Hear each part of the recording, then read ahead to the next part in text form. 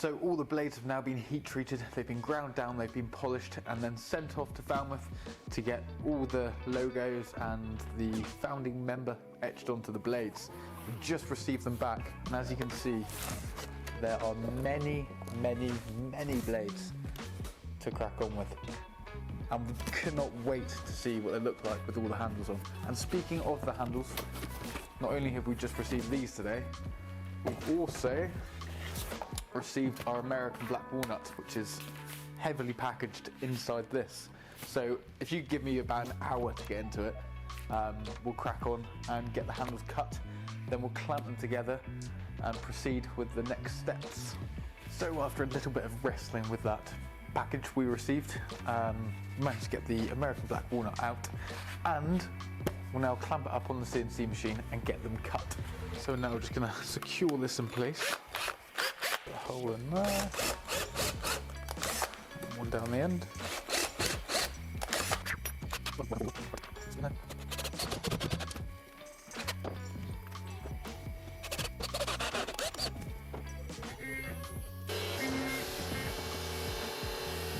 The CNC machine has worked its magic. The handles are all cut out. So now we're going to take them off the bed and clamp them up. Let's go.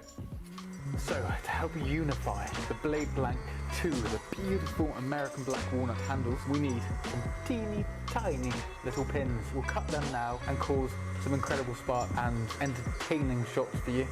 And then we'll clamp them up and shape them. Someone very wise once said that piss poor preparation results in piss poor performance. Simply translated as if you're not organised, you're not going to succeed. Well, we are awfully organised. We have our blade banks ready, we have the handles cut, G-clamps, the pins, the glue, everything in its place, just like it should be in a kitchen. Let's proceed. Look at it, blades clamped up, fresh content filmed for this video, and now we move forward. How exciting.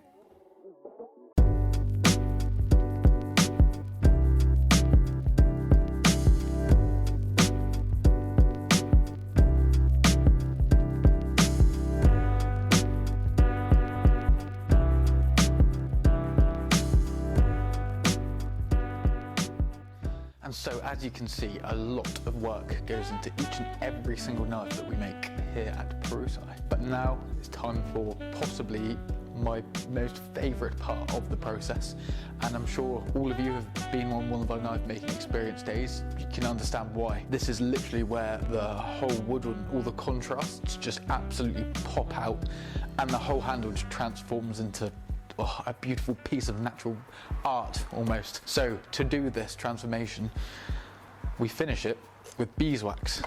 This isn't just any old beeswax. I know it's not M&S beeswax. This is beeswax that's sourced literally right across the road from our workshop. So it smells absolutely incredible. It's so sweet, gives it a really nice finish, and I just love it. So let's crack on. Whoa. So I'm sure you can now see exactly why this part of the process is my favourite. Not only do all the grains and the contrast pop out and completely transform the look of it, but also once those layers of beeswax have kind of cured a bit more, it's going to feel really nice and smooth and almost soft in the hand and fit correctly. And it's similar to if you buy an uncomfortable pair of shoes, they're not going to do you any good.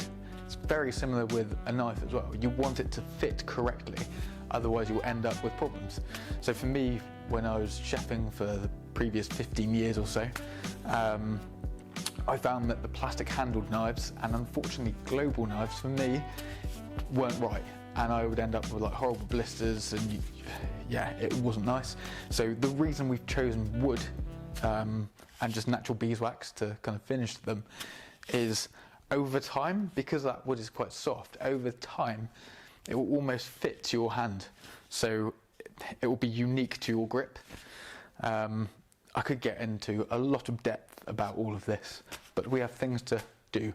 So anyway, let's get to the sharpening process and we'll quickly go through that. So now for something we get asked a lot up here is how to sharpen on a whetstone. I'm going to give you a very quick breakdown of how to do so because there is a full video on our YouTube. So if you want to know exactly how to do it, try and find it in our older videos. Let's quickly proceed with this. What you want to do is have a nice flat whetstone, which unfortunately this one is slightly warped. I do need a new one. And then all you have to do, rest your thumb on the surface like so, and then with the spine of the knife, raise that about halfway up your thumb, and that will give you the angle. You can get guides that clip onto the back of the knife, which also do help, but this is how we do it. You then just get the edge of the knife in line with the edge of the stone. When I say edge, I mean the heel of the blade. And then all you have to do is just pull down towards you and then ease the pressure off on the way back up. And you keep doing that back and forth until you get what's called a burr on the side of the blade, which is, it will feel when you run your fingers down the edge, it will feel like a wire edge or a lip just on the side of the blade. Once you've got that all the way from the heel to the tip, then you know it's time to flip over, and instead of working that way, flip the blade over and work away from you, applying the pressure.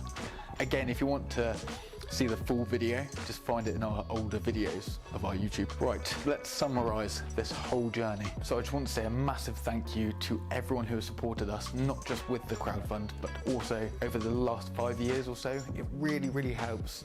Even just receiving nice messages and words of wisdom. Once again, thank you so much. We'll keep updates coming, you know, every now and then, and feel free to pop into the workshop. Also, if you haven't already, I don't like saying this because it sounds so cringy, but please feel free to like and subscribe to our channel because it does really help, like you have no idea. And every time we get one subscriber, I tend to do a little happy dance. So, you know, I look forward to doing that again. I'll let you all go and have a great day.